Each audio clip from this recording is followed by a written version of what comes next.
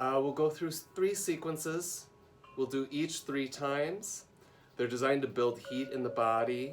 They're a little more inspired by Tai Chi, but they blend the elements of Tai Chi with yoga. The 3rd sequence will look the most like yoga poses. It'll be the most familiar with down dogs and things like that. And after those 3 warming sequences, we call that the yang part of practice. Music's a little loud, thank you. After the yang part of the practice, we'll shift gears into the yin part. And that'll be down on the mat, slower, longer held postures. And for that, I encourage you to get a block or actually a couple pillows off your bed work really well. I'm pointing to mine that are right here beside me. And let me check one setting. My music doesn't...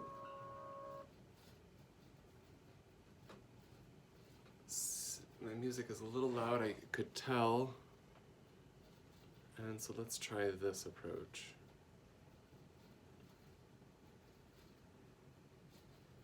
That should be a little bit better if you can hear it. Okay. Let's begin in a seated position, yogis. If you'd like to begin on a block, you're welcome to, or on a pillow, something to support your pelvis. You're welcome to cross your legs or fold your legs underneath you. You could even lie down on your back with legs up, feet on the floor, legs up toward the sky.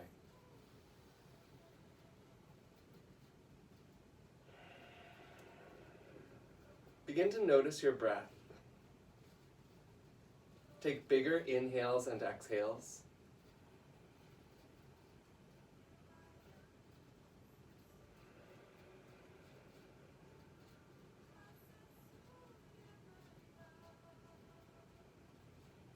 Begin to draw air more meaningfully down into the belly. You may place one hand on the low belly, below the belly button, above the pubis.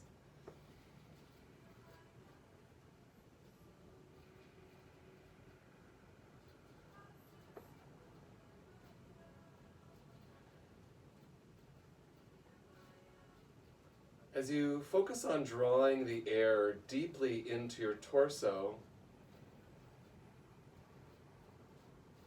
let your mind focus on the sensation of expansion and contraction in the body.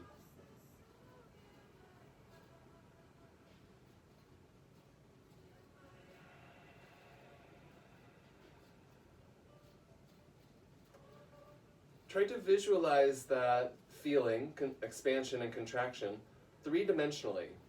So not only just to the front where your hand is, but also into the sides and back of your torso, and low in the torso.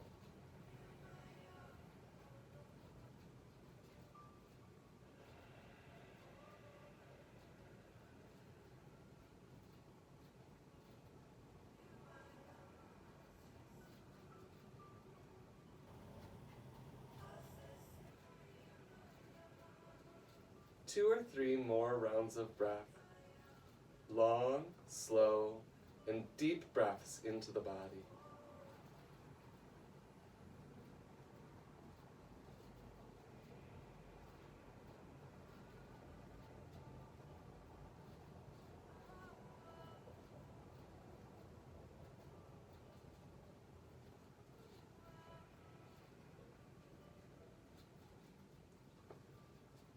Bring your hands together at the center of your heart, and you're welcome to blink your eyes open. Circle your wrists, pressing your wrist in toward each other as you're circling. And you'll notice you can touch the wrists, and then it may be the backs of your hands that press together. And then reverse that. Still pressing the hands together as you circle, mobilizing the wrists.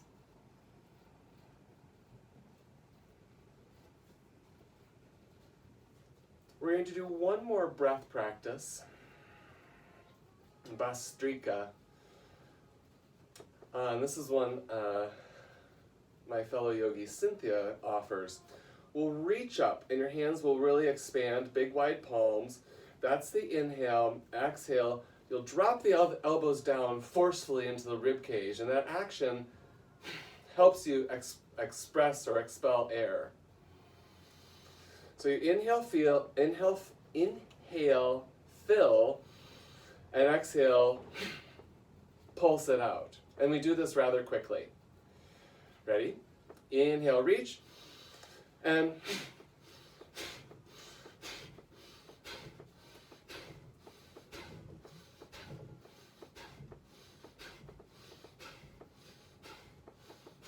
pause.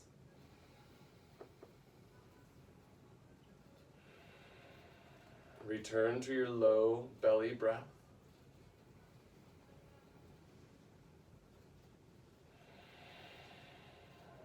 Bastrika translates to bellows. So if you imagine a bellows pump that fans a fire, that's what you're doing with the lungs as you express or expel the air.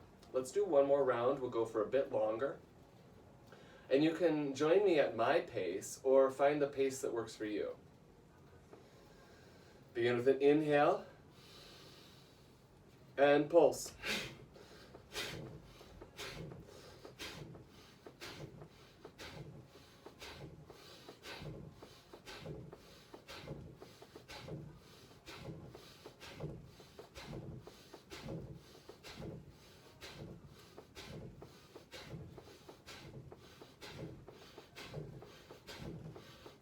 And rest.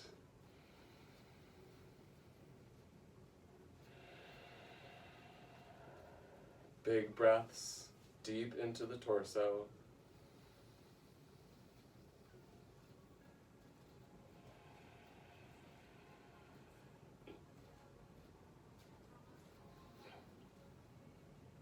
Before we come to standing, let's come off the block if you were using a prop.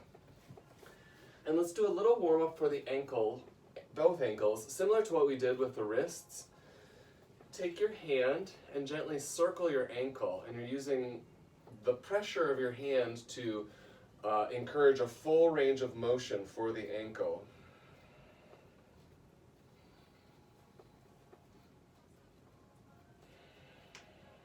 Ooh, there was a tight spot, had a little pop. And then reverse that circle. And you can go fast or slow, but exploring that full range of motion. Our ankles are very dexterous,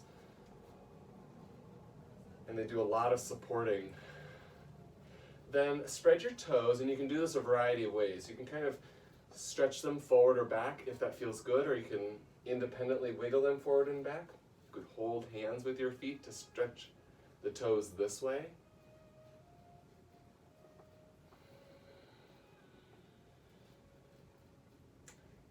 And then a little attention on the arch of your foot.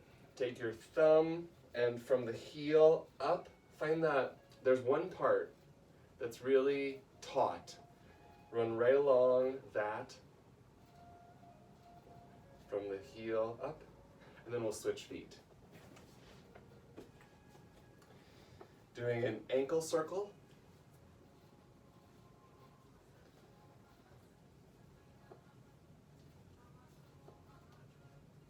And exploring the full range of motion. There's some directions that we rarely put our ankles, but are important stretches. And then reverse your circle as you're ready.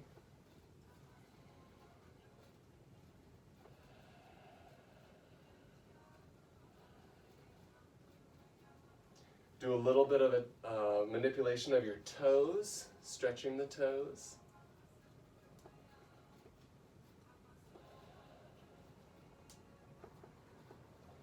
Maybe holding hands with your feet to really stretch the webbing.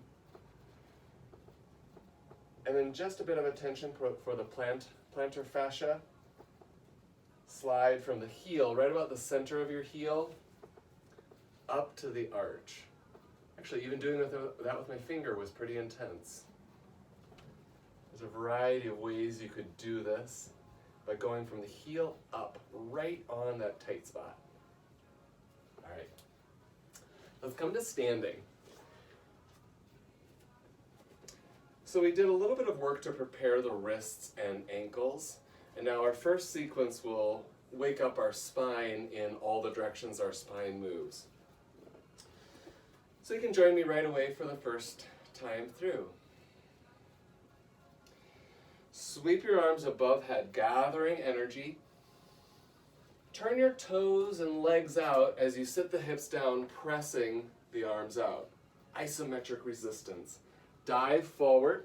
Your toes turn forward once again. Turn your right toes out.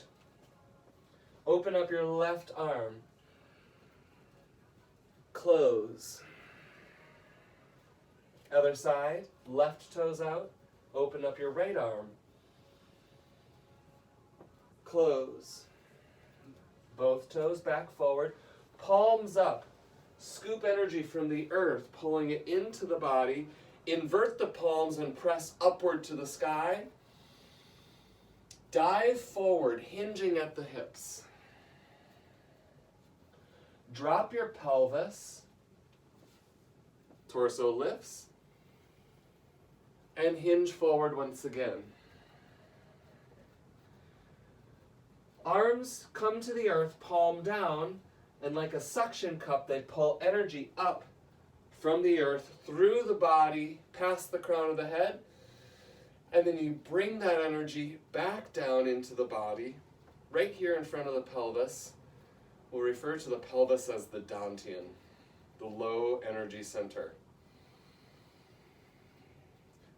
You can lightly rest your hands on the pelvis, just below the belly button. Or you can press your fingers together, creating a ball of space or a ball of energy between your hands that reflects a similar ball of energy that lives inside your pelvis. This is our primary energy center, the energy center responsible for locomotion. Round 2. Arms up, gather. Turn your toes out, press. Dive. Right toes out, open up your left arm. Close. Left toes out, open up your right arm. Close, arm and leg both close. Palms up, gather. Invert the palms and press. Dive. Drop your pelvis. Dive forward again. Palms down, gather. Let the energy rise from the feet to the crown, and then bring the energy back into the pelvis. Take a breath. Round 3, excuse me. Sweep up. Turn out and press. Dive. Right toes out. Rotate body left. Close.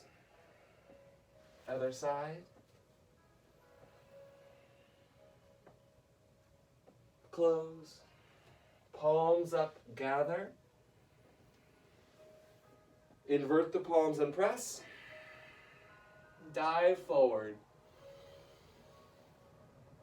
Drop your pelvis. Dive forward again. Palms down. Unfurl the spine as the energy rises and returns.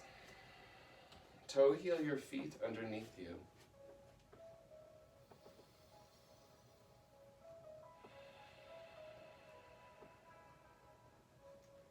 Moving into our next sequence, warrior advances and retreats. We'll start to use the mat the long way. We begin by lifting the right leg. And also as you do that, you sweep your arms above head. So there's a really long line of energy from your standing foot to the hands above head. Step your right foot back, pull the energy into the pelvis, pivot to the back of your mat, and press the left hand. So it's the opposite arm as foot. Pivot back to the front. You're pivoting on the balls of your feet and press the right hand. Third time pivoting and press. Low retreat. Sweep your arms across the body to the left. Torso is low. Do a circle right to left. Your torso is high. Step to the back of the mat to the right foot. The arms rise above head, left knee lifts. You replace your left foot. Hands come back to the pelvis, either gently pressing on the pelvis or fingers touching. Round 2, we begin with left leg. Lift the left leg, sweep arms above head. Really long line of energy from right leg to hands. Step your left foot back. Draw energy into the body. Pivot and press. Gather, pivot, and press. Third time. Gather, pivot, and press. Low retreat. Sweep both arms across the body. Circle left to right. High retreat. Step to the front of the mat and replace the hands and foot. Round 2. Right leg lifts. Gather, pivot, and press. Pivot, press. Pivot, press. Low retreat. Circle, high retreat. Step to the back of your mat. And replace your left foot. Take a recovery breath. Left side. Lift left leg and arms. Pivot and press. Pivot and press. Pivot and press. Low retreat. High retreat. Step to the front of your mat. Ooh. And recover. Last time through. Right leg. Pivot and press. Pivot and press. Pivot and press. Low retreat. High retreat. Step to the right foot. Replace. Left side immediately. Pivot and press. Pivot and press. Pivot and press. Low retreat. High retreat. Step to your left. And recover. Find your breath rhythm.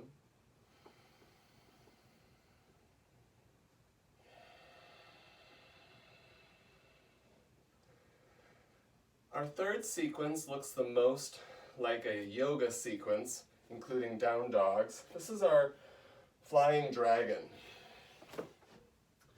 It begins the same way as the warrior does, lifting the right leg, except the arms move out to the side, like a dragon stretching her wings. From here, you step your right foot back, and you can hover for a moment, something like Warrior 3 before you land, hands and foot touching the floor. Rotate to the left, lifting your left arm. We'll call the arms wings, and then close. Extend your left leg back. Bring your left foot forward. We'll call our feet tails. Now fly around the world, landing on the other side back of the mat. So your opposite leg is forward. Open your right wing. Close. Move your right foot back. Stretch your tail. Bring your knee to the nose and under. So you slide that foot out and rotate your belly up toward the sky. You can open up that hand and close the hand. Back to right tail or three-legged dog. Step your right foot between the hands. Lower the knee to the floor. You can make a fist, so everything's flexed from your head to your tail and through the arms. And you unfurl the spine, unfurl your arms. Exhale at the top, sticking your tongue out. Then you stand up, shifting your weight to the left foot, or right foot, excuse me. That's a big motion. And then you recover. That's side one. Let's do left side. The left leg lifts. And you can hover before you land. Open your right wing. Close. Stretch your right tail back. Bring your right foot forward. Fly around the world. From the back of the mat to the front. Open your left wing. Close. Stretch your left tail back. Knee to nose. Bring your foot under, and you can straighten that leg or keep it bent as you turn your hips open to the sky, and then pelvis back down. Left leg lifts again. Step your left foot forward. Knee can lower. Flex your wrists and unfurl the spine from tail to crown. At the top, squeeze your back, tongue out. Stand up, shift all your weight forward and up. And release your hands. Breathe. Round two. Right leg lifts. Stretch your wings. Land softly. Stretch left wing. Close. Left tail. Step forward. Fly around the world. Landing softly. Right wing. Close. Right tail. Knee to nose. Belly of the beast. Hips up. Hips down. Right foot up. And forward. The knee can be up or down. Yogi's choice. Inhale. Big exhale. Stand up. And recover. Left side. Lift the leg. Oops. And step it back. Right wing. Close. Right tail. Step forward. Fly around the world. Left wing. Close. Left tail. Knee to nose, foot under, and then turn your pelvis up. And pelvis back down. Left leg extends. Step the left foot forward. Big inhale. Bigger exhale. Stand up and recover. We have one more time through that sequence. Imagine moving like flowing water in which everything's connected. Or you could maybe imagine calligraphy. Here we are. Right leg. Land. Left wing. Close. Left tail. Step it forward. Fly around the world.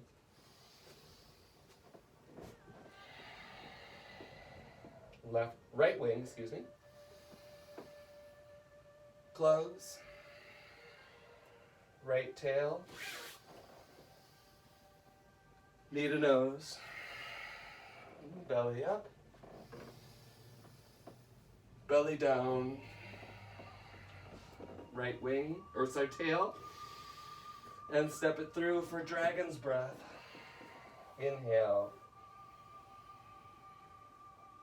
Exhale. Stand up. Recover. Last time, left leg. Low lunge. Right wing. Close. Right tail. Step forward. Fly around the world. Left wing. Close. Left tail. Knee to nose. And under. Belly up. Belly down. Left tail. Step it through. Inhale. Big exhale. Stand up. And recover. Reclaim your breath. Imagine the breath low in the torso.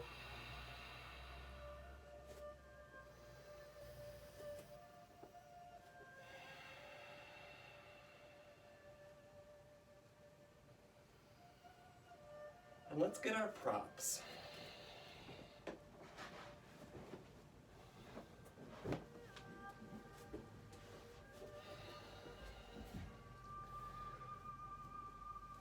So our first shape will be a rotated shape. We'll have the right foot bent in front and the left leg turned over behind. So if your legs began here, open your right one and then turn your left one over. Rotate toward the right.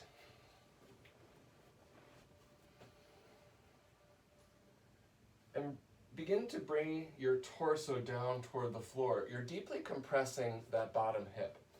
And once you're there, you can recline yourself, resting on the pillows or blocks, whatever you have. Looking to the left is much more accessible. Looking to the right is considerably more intense. Once you settle into your shape, pause.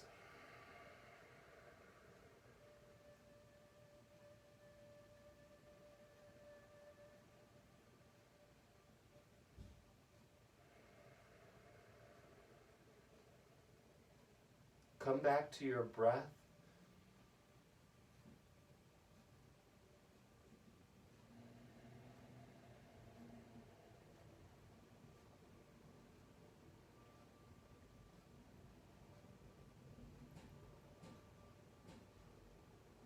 There's no specific way to breathe. other than to breathe mindfully, that general instruction, breathe mindfully. What I might encourage is a deep belly breath. So you're breathing all the way down to that hip that's compressed underneath. Maybe filling up that space that's compressed with air or expansive energy, and then exhaling and letting that space soften.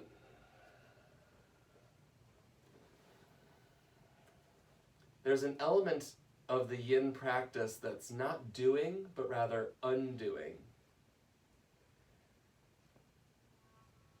There's an associated philosophy created by a brilliant Australian, the Alexander technique.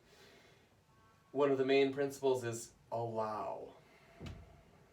The verb to allow, to give permission to.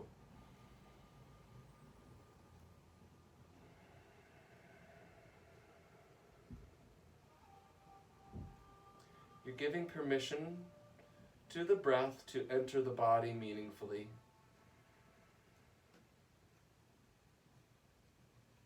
You're allowing the body to soften in response. And that's where, for me, the habit becomes strong. I tend to want to do and use muscular energy to solve physical problems.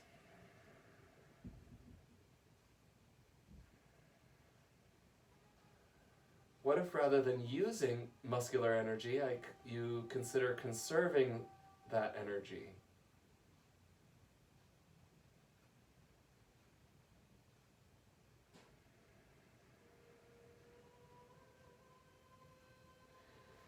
The word allow is such an interesting verb, because as a verb it implies action, but the act of allowing is undoing. You're removing restriction.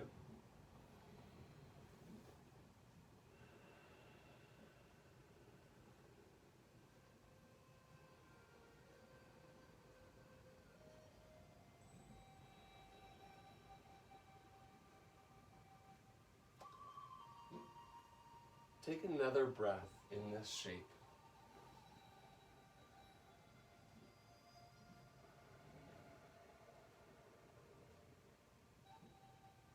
Gently bring your body up.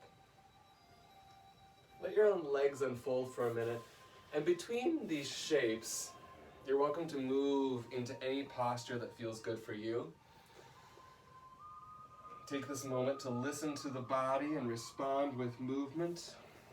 It could be very different than anything I'm doing. You might stand up, you might do a downward dog, you might do a sun salutation. You might find a body part that needs some breath and directional movement. Whatever you are doing in this interim, you're breathing. And as you're ready, set up your second side. So the left leg is in front, right leg is tucked behind. Rotate toward your front leg, your left, and then recline the body. A reminder, looking toward the knees is more accessible. Looking away from the knees is a little more intense.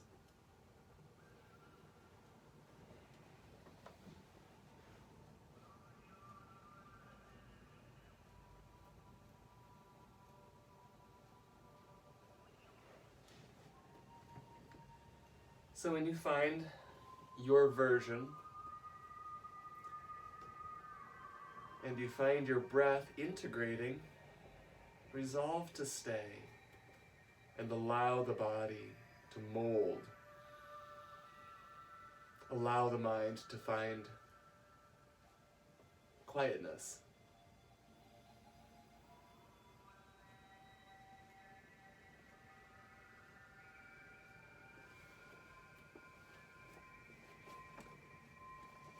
I have the instinct this song is a little loud, perhaps.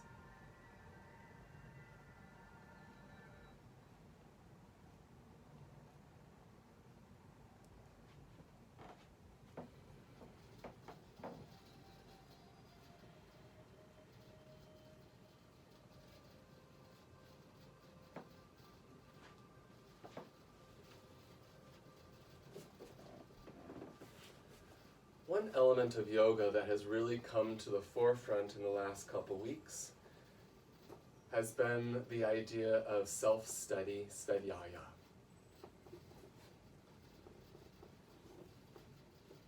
When you look at the 8 limbs of yoga, the defining principles laid out by Patanjali, and then reiterated by BKS Iyengar in the 20th century,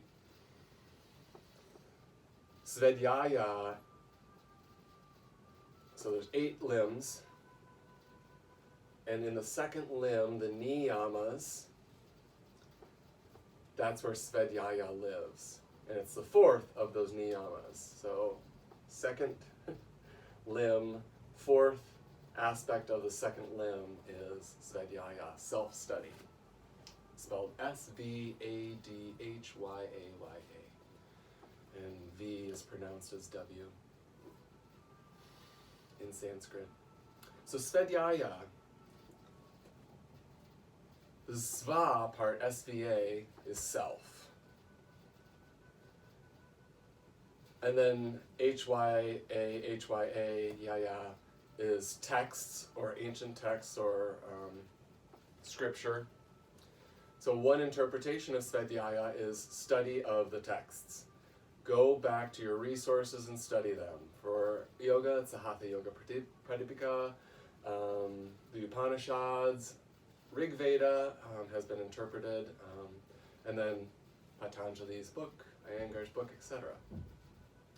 Another interpretation of svadhyaya, sva is still self, but it pairs with dhyana, D-H-Y-A-N-A, which is a different of the 8 limbs of yoga. That's meditation. So self-meditation, if you look at the self-study as self-meditation, it's study of the self, looking at oneself. So we have 2 ways to interpret self-study. Studying what's been written, and then studying of yourself. Take another breath in this pose, and gently come out.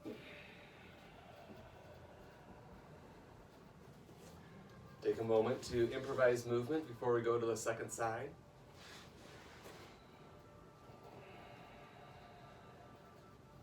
Improvising movement could be non-movement. You could just lay there and enjoy breathing, or sit there.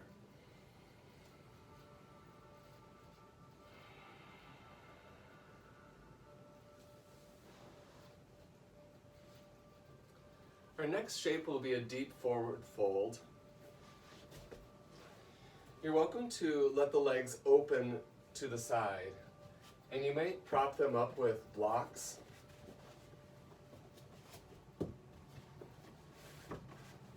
You could also, and it's a little more intense, have the legs long. It's a lot more intense. Then wherever your legs are, drape your spine over the legs. And here's where you'll want a pillow, or 3 as I have. See, I think 2 might be enough. Let your belly rest on the pillows, and then find a place for your head to rest as well. And that's where I will need another pillow to rest my head. And you can look to one side or the other.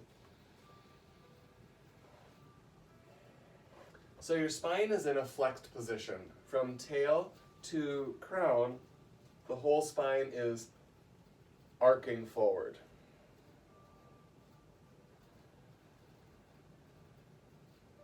And I'll remind you the principle of allowing, just letting the body be in this position and letting gravity do the work for you.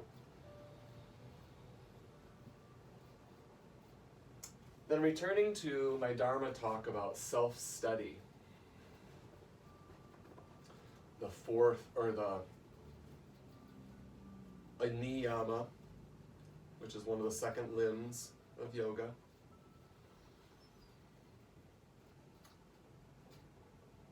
The self-studying mind, when it's observing the body, is an observational mind. And if you're making critical evaluations, sort of judgment evaluations as good or bad, right or wrong, you've moved out of the open observational mind. And that inhibits the ability to self-study. Now, we also need that element of critical thinking that helps us navigate what we learn from the texts and how we apply it to our own self. But when we are in the state of self-study, self-observation, a quiet mind and an observational mind is necessary. Those messages have been fairly strong recently, especially in the white communities, listening to people of color at this time. For me, the idea of self-study directly applies to that, or self-study is an application of the idea of listening.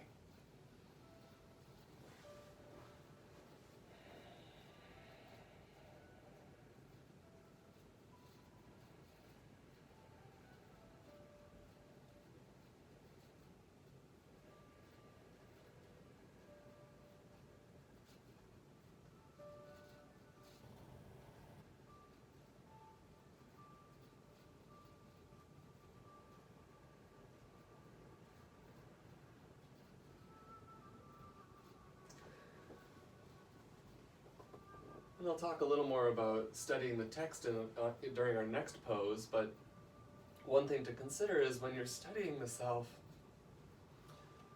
to commit to that act for the time you have available to do it. Because self-study has different components or different elements or different applications, you could move into that critical analysis and away from the observational state of being. During the asana practice, the observational mind should be at the forefront. And that's the quiet mind, the mind that dwells on the breath, that's able to perceive sensations from the body, and to perceive things that were maybe unknown in your own subconscious mind.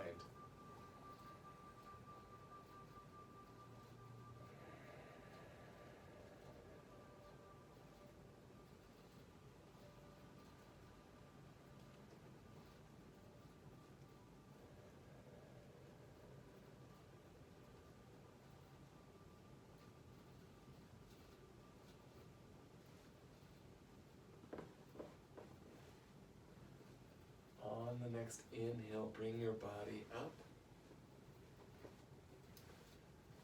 Setting up our next shape.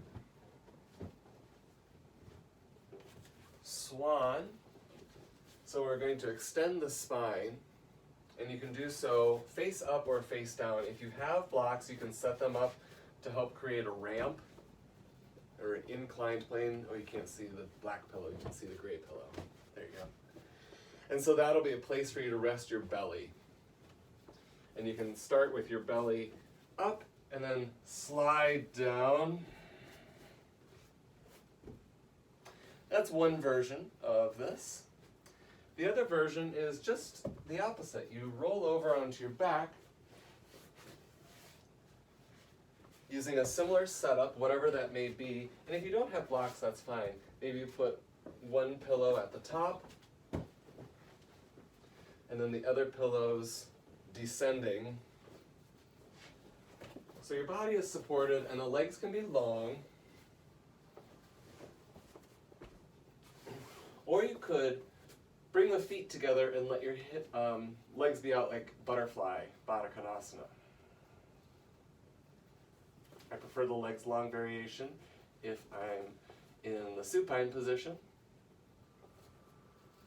If you're in the prone position, you can look to either side or spend a few breaths looking to the right.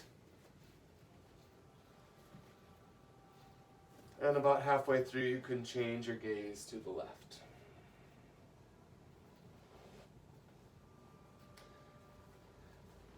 As promised, let's talk for a moment about Let me talk at you for a moment about self-study, studying the texts. The ancient yoga texts The one I studied the most is Hatha Yoga Pradipika. They're written in a way, in Sanskrit, the language is designed this way, that's words purposefully have two meanings, and often those meanings are contradictory. Similar to the way I mentioned that self-study, svadhyaya, is studying the text or studying the self. And those are very different processes. Studying something outside the self that someone else has written and then interpreting it and applying it to the body, those are just absolutely different things. But in Sanskrit, it's described as the same thing, svadhyaya. What that does is allows the sadhana, the yoga practitioner, the student, to read that information, and they have to grapple with it. It's not given to you easily. It's given to you in a way that it has to be processed through your own experience and interpreted. And that's why the voices of many help to inform our perspectives and worldview. We see things through our own lens and through our own experiences, but we gain valuable insights by understanding the world through the experiences of others. Those experiences were recorded in these ancient texts, so we can take what we've read in the text, see how others have applied it historically and in current practice, and then apply it to ourselves. Where this feels most urgent, and I'm sure you are predicting where I'm going, is in our current climate. What is the information that we're bringing in that helps to reform and challenge our entrenched ways of thinking?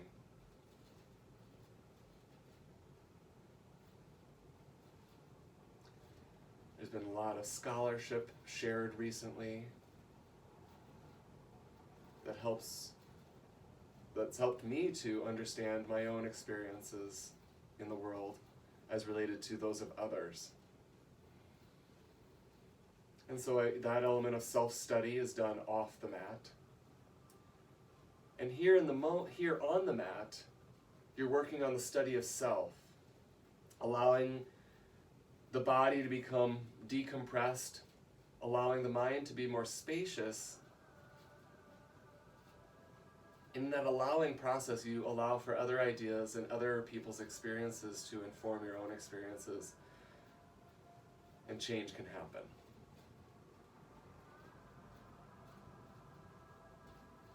Enjoy another breath in.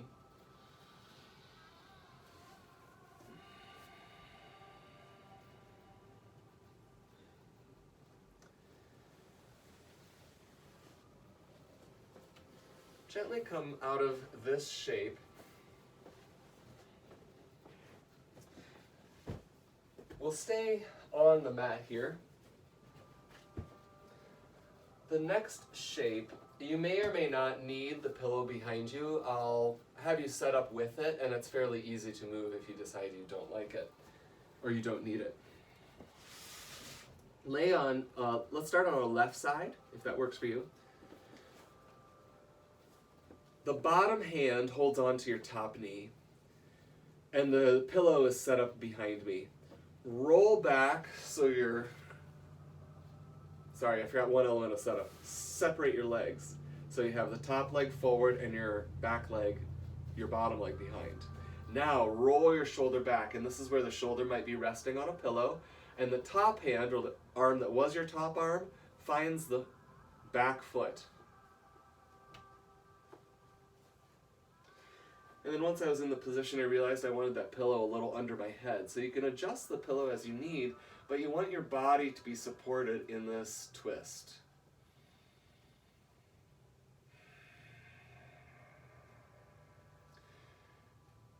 Now in this yin shape, we do have a slight bind. You might be holding that knee down in place, pinning it, and then holding the foot back in place, and that creates a little more intensity to the pose. But you can also relax that grip and just let the body be here. Palms up.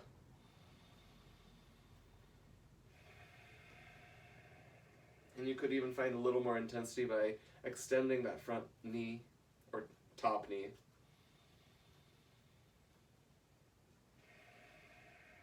Remember, you want to find a position you can sustain for a few minutes.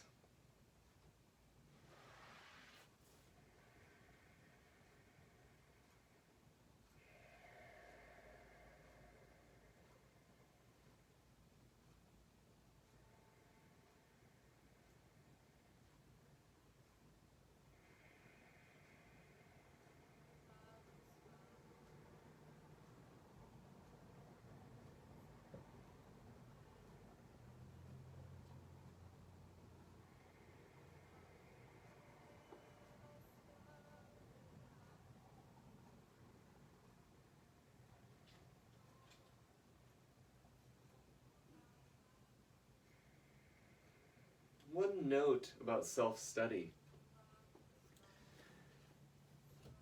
And currently it feels like a big note, an important thing to take note of. In the discovery process, as you're discovering yourself or learning about the self, you can encounter things that are difficult. Maybe I'll create a comparison in the body. That could be like an injury that you have in the body. That could be an old injury, something from your high school sports days, or it could be tension that you carry in the body because of a stressful job, this accumulated thing that wasn't an acute moment of injury, but a progressive, more chronic type injury or tension. So when you start to address that or work on fixing it, it takes time, it's sometimes painful, like when you go into a stretch and it doesn't feel good, it's uncomfortable. There's pain there associated with that injury. In yoga, there's a word for everything in Sanskrit. It's samskara, scars. Literally translates this to scars, which we understand physically. You cut yourself, it heals, it's a painful process, but over time, the pain is less and you're left with a scar. I'm pointing to a scar on my leg you can't see.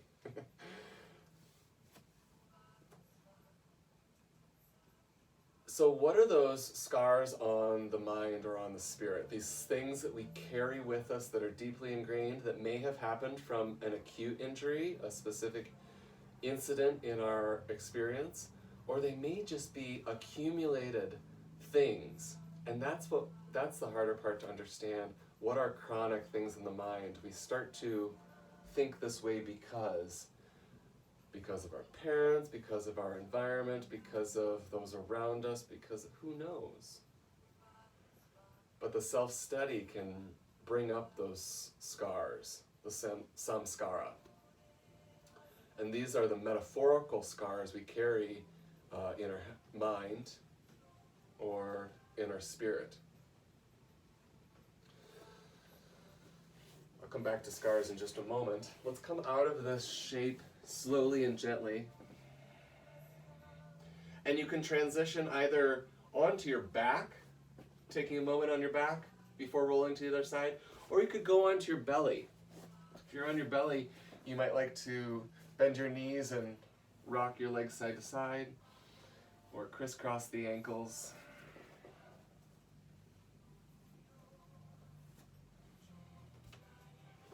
Continue to breathe as you improvise movement.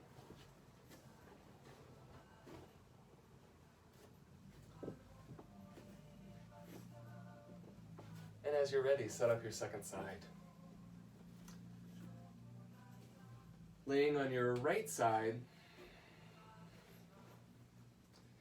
the bottom hand holds on to the top knee. You can separate your legs so the top knee is forward, the bottom knee is back. Then revolve your torso so your chest up, and you can find the back foot with your hand.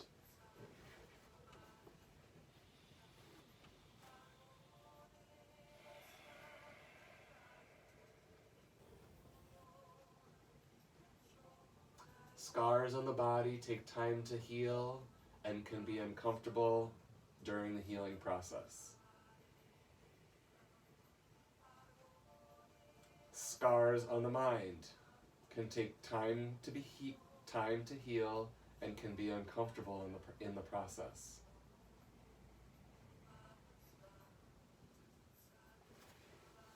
Does that mean you avoid the discomfort and leave that scar open?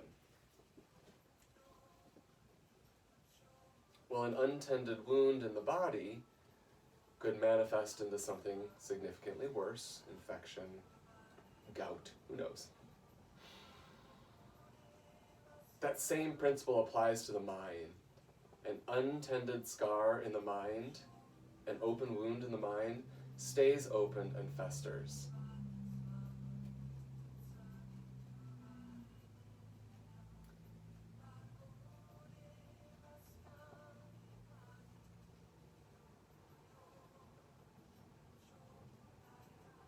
And those scars can then, when they really fester in the mind, can then become, change our behavior, and then it starts to affect other people.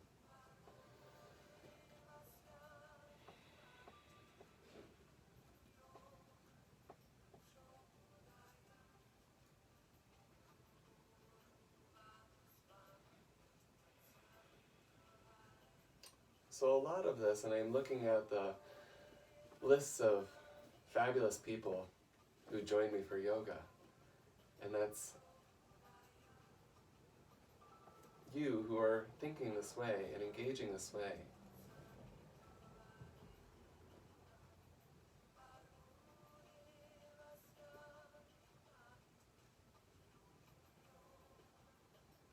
You've already put the tools of yoga in your tool belt so they're accessible to you for when you need them, like right now in this moment.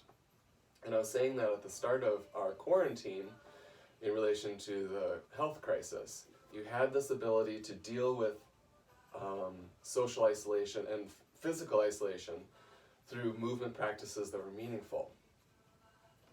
Now we have to address not the body being restricted, but the mind perhaps being restricted or entrenched in thinking.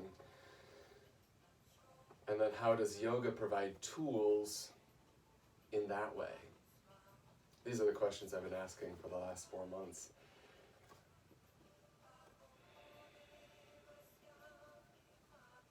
And I'm sharing it now as not in no way with any sense of answers, just as the continuing question and acknowledgement of this as a process that's, or a tool that is usable in many contexts.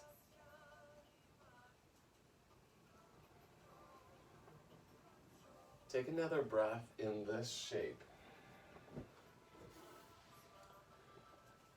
And I invite you into Shavasana. Shavasana, you can just roll onto your back, extend your legs. You can let your feet fall out to the side, palms be open to the sky. If you have a pillow, you could use that pillow to support your head. You could also place a pillow under your knees. This can take some of the tension off low back if you have it.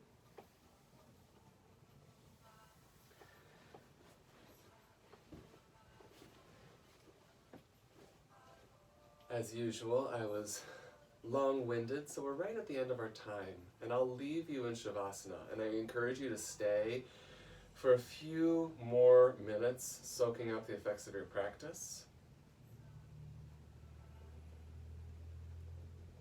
Holding on to that observational state of mind for a bit longer before you go out back into the world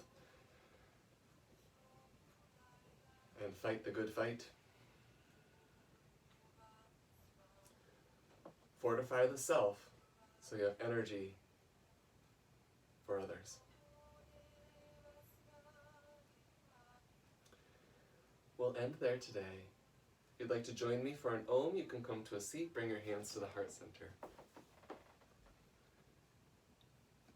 One Om to close the practice. Inhale.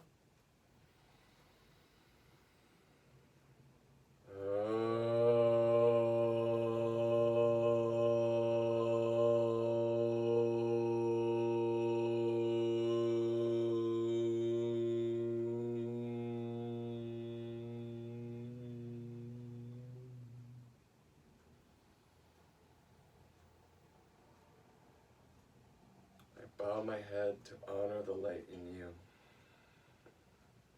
Namaste.